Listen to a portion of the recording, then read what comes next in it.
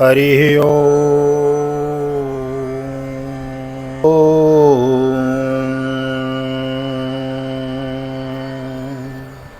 जय श्री राधे, जय श्री कृष्ण। आप सभी को हृदय से प्यार भरी राधे राधे। और कैसे हैं आप सब? आशा करते हैं ठाकुर श्री राधा माधव की कृपा से आप सब कुशल मंगल होंगे और भगवान की भक्ति में लीन होंगे। मैं राधेश्याम वशिष्ठ नित्य की भांति आपका बहुत बहुत स्वागत करता हूँ। ले चलता हूँ आज की पावन कथा प्रसंग में, जिसके अंतर्गत श्रीमद् भागवत के एकादश स्कंद के 38वें अध्याय, तीसरे अध्याय में आज हम प्रवेश करेंगे। माया क्या है और माया से पार होने के उपाय और कर्म योग का निरूपण, यह कथा विस्तार पूर्वक हम श्रवण करेंगे। नए आए हैं चैनल को सब्सक्राइब कर लीजिए, बेल आइकन को प्रेस कर दीजिए। आइए मेरे साथ गोविंद नाम गुनगुनाइए। श्री कृष्ण गोविंद हरे मुरारी, नाथ नारायण वासुदेव। श्री कृष्ण गोविंद हरे मुरारी, हे नाथ नारायण वासुदेव।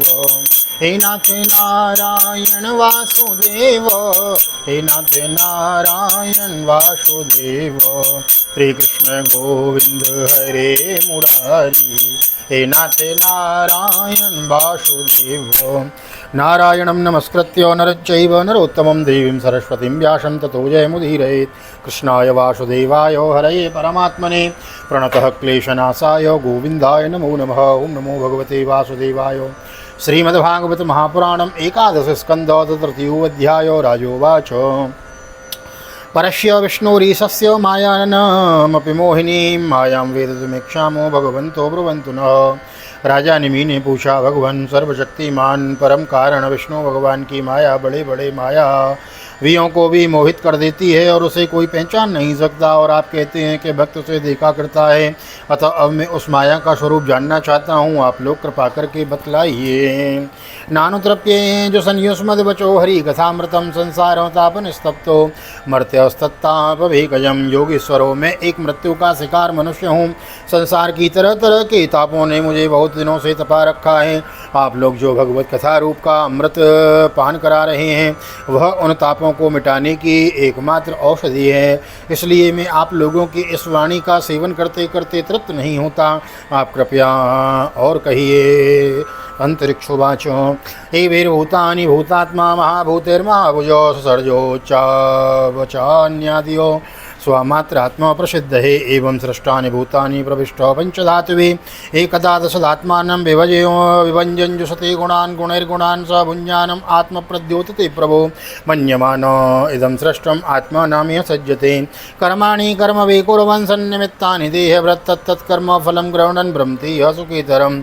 इत्यं कर्म गतिर्गच्छन् भवभद्र भयोपमान् आभूत संप्लवात्मसर्ग प्रलयावशनुते वशः। अब तीसरे योगेश्वर अंतरिक्ष जी ने कहा, राजन, भगवान माया स्वरूपतः, भगवान की माया स्वरूपतः अनिवर्चनीय है, इसलिए उसके कार्यों के द्वारा ही उसका निरूपण होता है। आदि पुरुष परमात्मा जिस शक्ति से संपूर्ण भूतों के कारण बनते हैं और उनके विषय भोग तथा मोक्ष की सिद्धि के लिए अथवा अपने उपासकों की उत्कृष्ट सिद्धि के लिए स्वनिर्मित पंचभूतों के द्वारा नाना प्रकार की देव माया मनुष्य आदि शरीरों की सृष्टि करते हैं, उसी को माया कहते हैं। इस प्रकार पंच महाभूतों के द्वारा बने हुए प्राणी शरीर में उन्होंने अंतर्यामी रूप से प्रवेश किया और अपने को ही पहले एक मन के रूप से और इसके बाद 5 ज्ञानेंद्रियों तथा 5 कर्मेंद्रिय, इन 10 रूपों में विभक्त कर दिया तथा उन्हीं के द्वारा विषयों का भोग कराने लगे।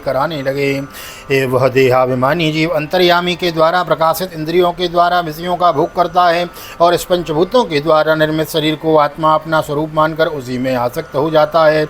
यह भगवान की माया है। अब वह कर्मेंद्रियों से सकाम कर्म करता है और उनके अनुसार शुभ कर्म कर्म का फल सुख का, अशुभ कर्म का फल दुख और भोग करने लगता है। इस शरीरधारी देह का शरीरधारी होकर इस संसार में भटकने लगता है।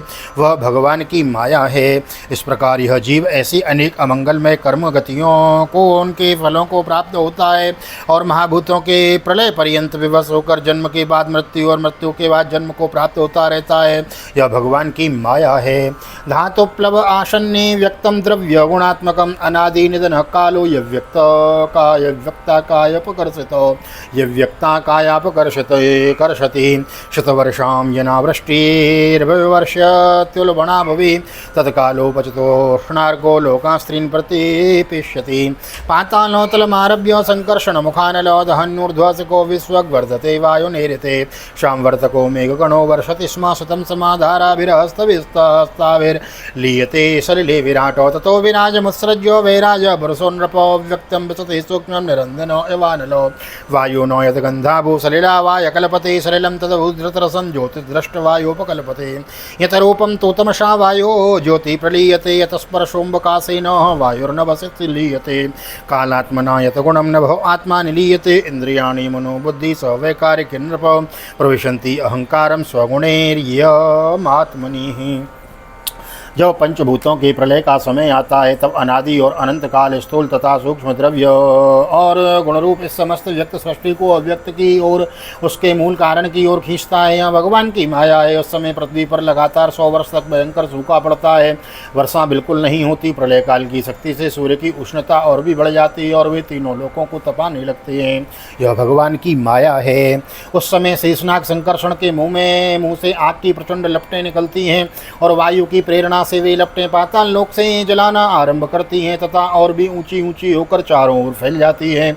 यह भगवान की माया है। इसके बाद प्रलयकालीन सांवर्तक मेघगण हाथी की सूंड के समान मोटी मोटी धाराओं से 100 वर्ष तक बरसात करता रहता है। उससे यह विराट ब्रह्मांड जल में डूब जाता है। यह भगवान की माया है। राजन, समय जैसे बिना ईंधन के आग बुझ जाती है, उस समय जैसे बिना ईंधन के आग बुझ जाती है, वैसे ही विराट पुरुष ब्रह्मा आदि ब्रह्मांड शरीर को छोड़कर सूक्ष्म स्वरूप अव्यक्त में लीन हो जाते हैं। यह भगवान की माया है। वायु पृथ्वी की गंध खींच लेती है जिससे यह जल के रूप में हो जाती है और जब वही वायु जल के रस को खींच लेती है तब वह जल अपना कारण अग्नि बन जाता है और यह भगवान की माया है। जब अंधकार अग्नि का रूप छीन लेता है तब वह अग्नि वायु में लीन हो जाती है और अब अवकाश रूप आकाश वायु की स्पर्श शक्ति छीन लेता है तब आकाश में लीन हो जाता है। यह भगवान की माया है। राजन, तदनंतर काल रूप ईश्वर आकाश के शुद्ध शब्द गुणों को हरण कर लेता है जिससे वह तामस अहंकार में लीन हो जाता है। इंद्रियां और बुद्धि राजस अहंकार में लीन होती हैं। मन सात्विक अहंकार से उत्पन्न देवताओं के साथ सात्विक अहंकार में प्रवेश कर जाता है तथा अपने 3 प्रकार के कार्यों के साथ अहंकार महतत्व में लीन हो जाता है। महतत्व प्रकृति में और प्रकृति ब्रह्म में लीन होती है और इसी के उल्टे क्रम से सृष्टि होती है। यही भगवान की माया है। ईशा माया भगवत सर्गास्त्यंत कारिणी त्रिवर्णाम वर्णितास्माभि किम भूय श्रोतमिच्छसि। वह सृष्टि स्थिति और संसार संहार करने वाली त्रिगुणमयी माया है। इसका हमने आपसे वर्णन किया। अब आप और क्या सुनना चाहते हैं? राजोवाचो यथैतामेश्वरी मायां दुस्तराम कृतात्मभितरन्त्यजं स्थूलधियो महर्षोदमच्युताम। राजा निमि ने पूछा, महर्षि, इसमें इस भगवान की माया को पार करना उन लोगों के लिए तो बहुत ही कठिन है जो अपने मन को वश में नहीं कर पाए। और आप कृपा करके यह बताइए कि जो लोग शरीर आदि में आत्मबुद्धि रखते हैं तथा जिनकी समझ में उठी है वे भी अनायासी इसे कैसे पार कर सकते हैं? राजोवाचो प्रबुद्ध उवाच कर्मण्योरभमाणानां दुःखत्यत्ते सुखाय च पश्ये तत्पाक विपर्यांसं मिथुनीचारिणां नृणां नित्यार्थतेन वित्तेन दुर्लभेनात्ममृत्युना गृह्यापत्यात्व पशुभिः का प्रीतितादितैश्चलैः। एवं लोकं परं विद्वान् स्वरं कर्म निर्मितं सत्तुल्यातिशयध्वस्वं स यद्वंसं यथा मंडलवर्तिनाम। अब चौथे योगीश्वर प्रबुद्ध जी बोले, राजन, स्त्री पुरुष संबंध आदि बंधनों में बधे हुए संसारी मनुष्य सुख की प्राप्ति और दुख की निवृत्ति के लिए बड़े बड़े कर्म करते रहते हैं। जो पुरुष माया के पार जाना चाहता है उसको विचार करना चाहिए कि उनके कर्मों का फल किस प्रकार विपरीत होता जाता है। वे सुख के बदले दुख पाते हैं और दुख निवृत्ति के स्थान पर दिनों दिन दुख बढ़ता ही जाता है। एक धन को ही लो, इससे दिन पर दिन दुख बढ़ता ही है। इसको पाना भी कठिन है और यदि किसी प्रकार मिल भी जाए तो आत्मा के लिए तो यह मृत्यु स्वरूप ही है। जो इसकी उलझन में पड़ जाता है वह अपने आप को भूल जाता है। इसी प्रकार घर, पुत्र, स्वजन संबंधी, पशुधन आदि भी अनित्य और नाशवान ही हैं। यदि कोई उन्हें जुटा भी ले तो इनसे क्या सुख शांति मिल सकती है। इसी प्रकार जो मनुष्य माया से पार जाना चाहता है उसे यह भी समझ लेना चाहिए कि मरने के बाद प्राप्त होने वाले लोक परलोक भी ऐसे ही नाशवान हैं, क्योंकि इस लोक की वस्तुओं के समान वे भी कुछ सीमित कर्मों की ही सीमा में ही फल मात्र हैं। वहाँ भी पृथ्वी के छोटे छोटे राजाओं के समान बराबर वालों से होड़ अथवा लाग डांट लगी रहती है। अधिक ऐश्वर्य की सुख वालों के प्रति छिंद्रावेषण तथा ईर्षा द्वेष का भाव रहता है। कम सुख दुख ऐश्वर्य वाले के प्रति घृणा रहती है एवं कर्मों का फल पूरा हो जाने पर वहाँ से पतन हो जाता है और उसका नाश निश्चित है। नाश का भय वहाँ भी नहीं छूट पाता। तस्मात् गुरुं प्रपद्येत जिज्ञासुं श्रेयोत्तमं शाब्दे परे च निष्णातं ब्रह्मण्यो पशमाश्रयं तत्र भागवतान् धर्मान् शिक्षेत् गुरवात् स्मदेवतम् अमायायानुवृत्त्या ये स्तुष्येदात्मात्मदो हरिं शर्वतो मनसो संगम आदौ संगम न वा साधसो दयां मैत्रीं प्रश्रयं च भूतेर्वध्यायतोचितं शौचं तपस्तिदीक्षायां च मौनं स्वाध्यात्मया मार्जवं ब्रह्मचर्यमहिंसां च समत्वं द्वन्द्वसंज्ञयोः सर्वत्रात्मेश्वरान्वीक्षां कैवल्यो निकेततां विविक्तो चिरवशनं संतोषं येन केनचित्। इसलिए जो परम कल्याण का जिज्ञासु हो उसे गुरुदेव की शरण लेनी चाहिए। गुरुदेव ऐसे हों जैसे शब्द ब्रह्म वेदों के पारदर्शी विद्वान हो, जिससे वे ठीक ठीक समझा सकें और साथ ही पर ब्रह्म परनिष्ठ तत्वज्ञानी भी हों, ताकि अपने अनुभव के द्वारा प्राप्त हुई रहस्यमयी बातों को बता सकें। उनका चित्त शांत हो, व्यवहार के प्रपंच में विशेष प्रवर्तन हो। जिज्ञासु को चाहिए कि गुरु को ही अपना परम प्रियतम आत्मा और इष्टदेव माने, उनकी निष्कपट भाव से सेवा करे और उनके पास रहकर भागवत धर्म की भगवान को प्राप्त करने वाले भक्तिभाव के साधनों की क्रियात्मक शिक्षा ग्रहण करे। इन्हीं साधनों से सर्वात्मा एवं भक्त को अपनी आत्मा का दान करने वाले भगवान प्रसन्न होते हैं। पहले शरीर संतान आदि में मन की अनासक्ति सीखें, फिर भगवान के भक्तों से प्रेम कैसा करना चाहिए यह सीखें। इसके पश्चात प्राणियों के प्रति यथा योग्य दया मैत्री और विनय की निष्कपट भाव से शिक्षा ग्रहण करें। मिट्टी जल आदि से बाह्य शरीर की पवित्रता, छल कपट आदि से त्याग से भीतर की पवित्रता और अपने धर्म का अनुष्ठान, सहन शक्ति, मौन, स्वाध्याय, सरलता, ब्रह्मचर्य, अहिंसा तथा शीत उष्ण सुख दुख आदि द्वंद्वों में हर्ष विषाद से रहित होना सीखें। सर्वत्र अर्थात समस्त देश काल और वस्तुओं में चेतन रूप से आत्मा और नियंता रूप से ईश्वर को देखना, एकांत सेवन यही मेरा घर है ऐसा भाव न रखना। गृहस्थ हो तो पवित्र वस्त्र पहनना और त्यागी हो तो फटे पुराने पवित्र चितड़े जो कुछ प्रारब्ध के अनुसार मिल जाए उसी में संतोष करना सीखें।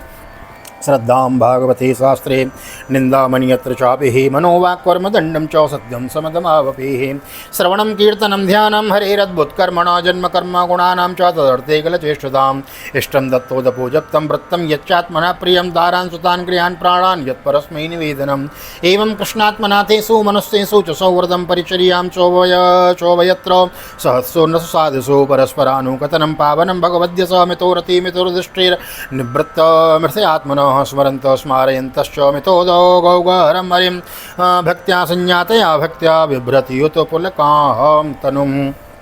भगवान की प्राप्ति का मार्ग बतलाने वाले शास्त्रों में श्रद्धा और दूसरे किसी भी शास्त्र की निंदा न करना, प्राणायाम के द्वारा मन का, मौन के द्वारा वाणी का और वासनाहीनता से अभ्यास से कर्मों का संयम करना, सत्य बोलना, इंद्रियों को अपने अपने गोलकों में स्थिर रखना और मन को कहीं बाहर न जाने देना सीखें। राजन, भगवान की लीलाएं अद्भुत हैं, उनके जन्म कर्म और गुण दिव्य हैं। उन्हीं का श्रवण कीर्तन और ध्यान करना तथा शरीर से जितनी भी चेष्टाएं हों सब भगवान के लिए करना सीखें। यज्ञ, दान, तप अथवा जप, सदाचार का पालन और स्त्री पुत्र घर अपना जीवन प्राण तथा जो कुछ अपने को प्रिय लगता हो सबका सब भगवान के चरणों में निवेदन करना, उन्हें सौंप देना सीखें। जिन संत पुरुषों ने सच्चिदानंद स्वरूप भगवान श्री कृष्ण को अपने आत्मा और स्वामी के रूप में साक्षात्कार कर लिया हो उनसे प्रेम और स्थावर जंगम दोनों प्रकार के प्राणियों की सेवा ही परमो धर्म। यहाँ देखो इस लाइन को सुने, उनसे प्रेम तथा स्थावर जंगम दोनों प्रकार के प्राणियों यानी कि जो चल हैं और जो अचल हैं, दोनों प्रकार के प्राणियों की सेवा, विशेष करके मनुष्यों में भी परोपकारी सज्जनों की और उनमें भी भगवत प्रेम की संतों की सेवा करना सीखें। भगवान के परम पावन यश के संबंध में ही एक दूसरे से बातचीत करना और इस प्रकार के साधनों का इकट्ठे होकर आपस में प्रेम करना, आपस में संतुष्ट रहना और प्रपंच से निवृत्त होकर आपस में ही आध्यात्मिक शांति का अनुभव करना सीखें। राजन श्री कृष्ण राशि राशि पापों को एक क्षण में ही भस्म कर देते हैं। सब उन्हीं का स्मरण करें और एक दूसरे का स्मरण करावें, एक दूसरे को स्मरण करावें। इस प्रकार साधन भक्ति का अनुष्ठान करते करते प्रेम भक्ति का उदय हो जाता है। वे ही प्रेमोद्रेक से पुलकित शरीर धारण करते हैं। क्वचिद रुदन्त्योच्युत चिंतया, क्वचिद हसन्ति नन्दन्ति वदन्ति लौकिका, नृत्यन्ति गायन्ति अनुशीलयन्ति यं भवन्ति तूष्णीं परमेत्य निवृतो इति भागवतान् धर्मान् शिक्षन् भक्त्या तदुत्थयो नारायण परो मायान्मजस्तरति दुस्तरम्। उनके हृदय की बड़ी विलक्षण स्थिति होती है। कभी कभी वे इस प्रकार चिंता करने लगते हैं कि अब तक भगवान नहीं मिले, क्या करूं, कहाँ जाऊं, किससे पूछूं, कौन मुझे उनकी प्राप्ति करावे। इस तरह सोचते सोचते वे रोने लगते हैं। तो कभी भगवान की लीला की स्फूर्ति हो जाने से ऐसा देखकर कि परमेश्वरशाली भगवान गोपियों के डर से छिपे हुए हैं, खिलखिलाकर हंसने लगते हैं।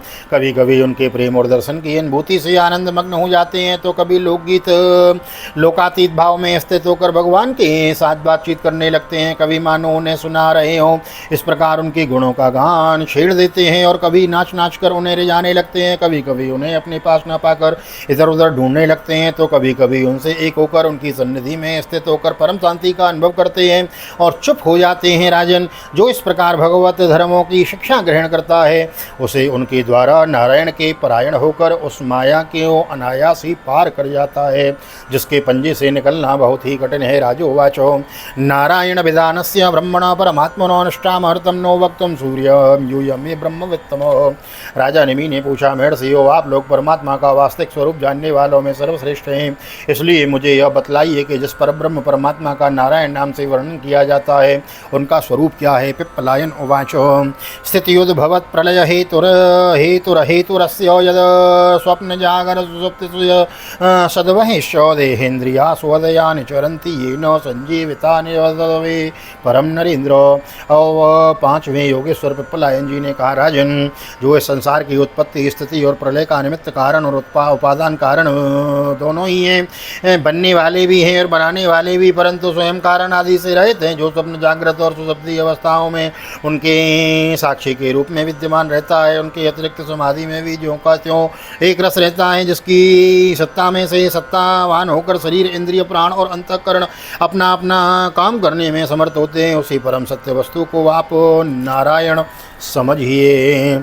नेतन मनो विशति वागुत चक्षुरात्मा प्राणेन्द्रियाणि च यथा नलमर्चिसस्व शब्दोपि बोधक निमेषतयान्मूलो मर्तोक्तमाह यदृतो न निषेध सिद्धि सत्वं रजस्तम इति त्रिवद्रे कमादौ सूत्रं महानहमिति प्रवदन्ति जीवं ज्ञानक्रियार्थफलरूपतयोरुशक्ति ब्रह्मैव भाति सदसच्च तपो तयो परं यत् नात्मा जजाननमरिष्यति नेधसोऽसौ नेधतेऽसौ न क्षीयते सवनिवद व्यभिचारिणां हि सर्वत्र शश्वतनपायुपलब्धि मात्रम प्राणो यथेन्द्रिय बलेन विकल्पितम सत। जैसे चिंगारियाँ न हो तो अग्नि को प्रकाशित ही कर सकती हैं, चिंगारियाँ न तो अग्नि को ही प्रकाशित कर सकती हैं और न जला ही सकती हैं। जैसे ही उस परमात्मा के आत्मस्वरूप में न तो मन की गति है और न वाणी की नेत्र उसे देख नहीं सकते, बुद्धि सोच नहीं सकती, प्राण और इंद्रियाँ तो उसके परपास तक नहीं भटक पाती। नीति नीति इत्यादि श्रुतियों के शब्द भी यह है इस रूप में उसका वर्णन नहीं करते, बल्कि उसको बोध कराने वाले जितने भी साधन हैं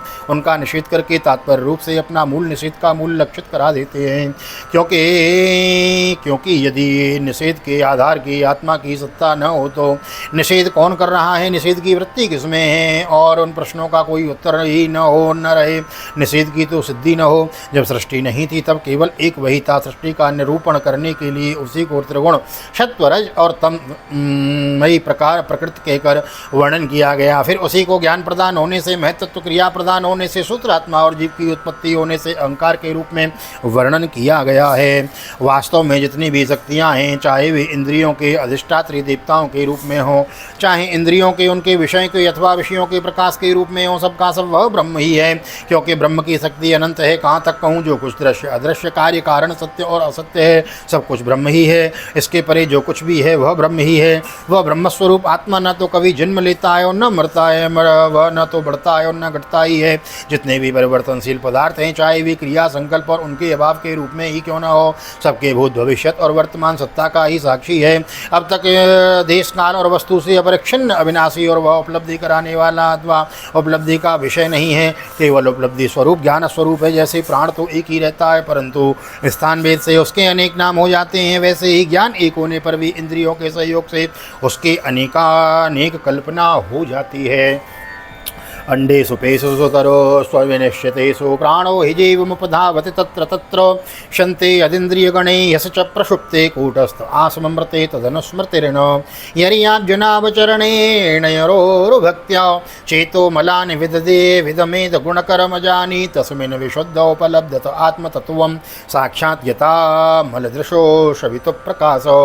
जगत में 4 प्रकार के जीव होते हैं, अंडा फोड़कर पैदा होने वाले पक्षी, सांप आदि, नाल में बधे पैदा होने वाले पशु, मनुष्य, धरती फोड़कर निकलने वाले वृक्ष वनस्पति और पसीने से उत्पन्न होने वाले खटमल आदि। इन सभी जीवों शरीरों में प्राण शक्ति जीव के पीछे लगी रहती है। शरीरों के भिन्न भिन्न होने पर भी प्राण एक ही रहता है। सुषुप्ति अवस्था में जब इंद्रियां निश्चिष्ट हो जाती हैं, अहंकार भी सो जाता है, लीन हो जाता है, अर्थात लिंग शरीर नहीं रहता, उस समय यदि कूटस्थ आत्मा भी न हो तो इस बात के पीछे से स्मृति हो कैसे सकती है कि मैं सुख से सोया था। पीछे होने वाली यह स्मृति ही उस समय आत्मा के अस्तित्व को प्रमाणित करती है। जब भगवान कमलनाभ के चरण कमलों को प्राप्त करने की इच्छा से तीव्र भक्ति की जाती है, तब वह भक्ति ही अग्नि की भांति गुण और कर्मों से उत्पन्न हुए चित्त के सारे मलों को जला डालती है। जब चित्त शुद्ध हो जाता है तब आत्म तत्व का साक्षात्कार हो जाता है। जैसे नेत्रों के निर्विकार हो जाने पर सूर्य को प्रकाश की प्रत्यक्ष अनुभूति होने लगती है। राजोवाचो कर्मयोगम वदत न पुरुषो येन संस्कृत विदुहे आसु कर्माणि नैष्कर्म्यं विन्दते परम् एवं प्रश्नमृषीन् पूर्वम् अप्रक्षं पितुरन्तके ताब्रुवन् ब्रह्मणः पुत्रस्तत्र कारणमच्युताम्। राजा नमी ने पूछा, योगीश्वरों, अब आप लोग हमें कर्म योग का उपदेश कीजिए, जिसके द्वारा शुद्ध होकर मनुष्य शीघ्र परम निष्कर्म अर्थात कर्मत्व कर्म तथा कर्म फल की निवृत्ति करने वाले का ज्ञान प्राप्त करता है। एक बार यही प्रश्न मैंने अपने पिता महाराज इक्ष्वाकु के सामने ब्रह्मा जी के मानस पुत्र सनकादि ऋषियों से पूछा था, परंतु उन्होंने सर्वत्र होने पर भी मेरे प्रश्न का उत्तर न दिया। इसका क्या कारण था, कुछ करके मुझे बतलाइए। आविर्होत्र उवाचो। अब दूसरे कवि बोले हैं, कर्मा कर्म विकर्मेति वेदवादो न लौकिको वेदस्य चेश्वरात्मात्वा तत्र मुह्यन्ति सूर्यो। अब छठे योगीश्वर आविर्होत्र जी ने कहा, राजन, कर्म शास्त्र विहित, अकर्म निषिद्ध और विकर्म विहित का उल्लंघन, ये तीनों एकमात्र वेद के द्वारा जाने जाते हैं। इनकी व्यवस्था लौकिक रीति से नहीं होती। वेद अपौरुषीय है, ईश्वर रूप है, इसलिए उसके तात्पर्य का निश्चय करना बहुत कठिन है। इसी से बड़े बड़े विद्वान भी उनके अभिप्राय का निर्णय करने में भूल कर बैठते हैं। इसी से तुम्हारे बचपन की ओर देखकर तुम्हें अधिकारी समझकर सनकादि ऋषियों ने तुम्हारे प्रश्न का उत्तर नहीं दिया। परोक्षवादो वेदोयम बालानाम अनुशासनम कर्म मोक्षाय कर्माणि विदते यगदम यतो नाचरिद वस्तु वेदोक्तम स्वयं अज्ञोजितेन्द्रिय विकर्मणाम यदरमेण मृत्युर्मृत्युमुपेत स वेदोक्तमेव कुर्वाणो निस्संगोर्पितमीश्वरे निष्कर्म्यां लभते सिद्धिं रोचनार्थं फलश्रुति यो आसु हृदय ग्रंथिं निर्जिहि सुपरात्मना विविधेनोपचरिदेवं तंत्रोक्तेन च केशवं लब्धानुग्रह आचार्यात् तेन संदर्शितागमो महापुरुषमभ्यर्चेन मूर्त्याभिमतयात्मनो शुचि सम्मुखमासीन प्राणा संयमनादिभिः पिंडम विशोध्यम संन्यास कृतरक्षोर्चयेद्धर्यम्। यह वेद परोक्ष वेदात्मक है। यह कर्मों की निवृत्ति के लिए कर्म का विधान करता है। जैसे बालक को मिठाई आदि का लालच देकर औषधि खिलाते हैं, वैसे ही अभिज्ञानी अनभिज्ञों को स्वर्ग आदि का प्रलोभन देकर श्रेष्ठ कर्म में प्रवृत्त करता है। जिसका अज्ञान निवृत्त हो जाता है, जिसकी इंद्रियां वश में नहीं है, वह यदि मनमाने ढंग से वेदोक्त कर्मों का परित्याग कर देता है तो वह वेद कर्मों का आचरण न करके कारण विकर्म रूप अधर्म ही करता है। इसलिए वह मृत्यु के बाद फिर मृत्यु को ही प्राप्त होता है। इसलिए फल की अभिलाषा छोड़कर और विश्वात्मा भगवान को समर्पित कर जो वेदोक्त कर्म का ही अनुष्ठान करता है उसे कर्मों की निवृत्ति प्राप्त होने वाली ज्ञान स्वरूप सिद्धि मिल जाती है। जो वेदों में स्वर्ग आदि रूप फल का वर्णन है उसका तात्पर्य फल की सभ्यता से नहीं है, वह तो कर्मों में रुचि उत्पन्न कराने के लिए है। राजन, जो पुरुष चाहता है कि शीघ्र से शीघ्र मेरी ब्रह्मस्वरूप आत्मा की हृदय ग्रंथि में और मेरी कल्पित गांठ खुल जाए, उसे चाहिए कि वह वैदिक और तांत्रिक दोनों ही पद्धतियों से भगवान की आराधना करे। पहले सेवा आदि के द्वारा गुरुदेव की दीक्षा प्राप्त करे, फिर उनके द्वारा अनुष्ठान की विधि सीखे। अपने को भगवान की जो मूर्ति प्रिय लगे, अभिष्ट जान पड़े, उसी के द्वारा पुरुषोत्तम भगवान की पूजा करे। हाँ, पूजा करने से भगवान हमारे जीवन में प्रवेश करते हैं। नित्य निरंतर भगवान की पूजा करें। पहले स्नान आदि से शरीर और संतोष आदि अंतःकरण को शुद्ध करें। इसके बाद भगवान की मूर्ति के सामने बैठकर प्राणायाम आदि के द्वारा भूत शुद्धि नाड़ी शोधन करें। तत्पश्चात विधि पूर्वक मंत्र देवता आदि के न्यास से अंग रक्षा करके भगवान की पूजा करें। अर्चादो हृदय चापी यथा लब्धोपचारकैः द्रव्यक्षित्यमलिंगानि निष्पाद्य प्रोक्षचासनम पाद्यादीनुपकल्पाथो सन्निध्यायो सन्निधाप्यो समाहितो हृदादिभिः कृतन्यासो मूलमंत्रेण चार्चयेत्। पहले पुष्प आदि पदार्थों का जंतु आदि निकाल कर पृथ्वी को सम्मार्जन आदि से अपने को अव्यग्र होकर भगवान की मूर्ति को पहले ही की पूजा के लगे हुए पदार्थों से क्षालन आदि से पूजा के योग्य बनाकर फिर आसन पर मंत्रोच्चार पूर्वक जल छिड़ककर पाद्य अर्घ आदि पात्रों को स्थापित करें। तदनंतर एकाग्र चित्र होकर हृदय में भगवान का ध्यान करें, फिर उसे सामने की श्री मूर्ति में चिंतन करें। तदनंतर हृदय सिर शिखा हृदयाय नमः सरस्वती स्वाहा इत्यादि मंत्रों से न्यास करें और अपने इष्टदेव के मूल मंत्र के द्वारा देश काल आदि के अनुकूल प्राप्त पूजा सामग्री से प्रतिमा आदि में अथवा हृदय में भगवान की पूजा करें। शांगोपांगास पार्षदाम ताम ताम मूर्तिम स्व मंत्रत पाद्यार्घ्या च मनीयाद्ये स्नानावासो विभूषणैः। हाँ, गंधमाल्याक्षतस्रग्भिर्धूप दीपोपहारकैः शांगम संपूज्य विधवत् सवै स्तुत्वा नमेद्धरेम्। आत्मानं तन्मयं ध्यायत् मूर्तिं संपूजयेद्धरे शेषामादायो सरसि स्वधान्यो धाम्य सतकृतम। अपने अपने उपास्य देव के विग्रह की हृदयादि अंग आयुध आदि उपांग और पार्षदों सहित उनके मूल मंत्र द्वारा पाद्य अर्घ आचमन मधु पर्क स्नान वस्त्र आभूषण गंध पुष्प दधि अक्षत के तिलक माला धूप दीप और नैवेद्य आदि में विधिवत पूजा करें तथा फिर स्तोत्रों के द्वारा स्तुति करके सपरिवार भगवान श्री हरि को नमस्कार करें। बोलो बाल कृष्ण लाल की जय। अपने आप को भगवान में ध्यान करते हुए भगवान की मूर्ति का पूजन करना चाहिए। निर्माल्य को अपने सिर पर रखें और आदर के साथ भगवत विग्रह को यथास्थान स्थापित कर पूजा समाप्त करनी चाहिए। एवं अग्न्यर्कतो यादा वततौ हृदये च यः यजतीश्वरमात्मानमचिरामुच्यते सो। इस प्रकार जो पुरुष अग्नि सूर्य जल अतिथि और अपने हृदय में आत्मस्वरूप श्री हरि की पूजा करता है वह शीघ्र ही मुक्त हो जाता है।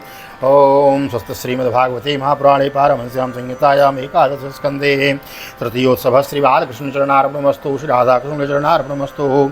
कृष्णाय वासुदेवाय हरये परमात्मने प्रणतक्लेशनाशाय गोविन्दाय नमो नमः। हरे कृष्ण कृष्ण कृष्ण हरे हरे हरे राम राम राम हरे हरे। राधे कृष्ण कृष्ण कृष्ण राधे राधे राधे श्याम श्याम श्याम राधे राधे।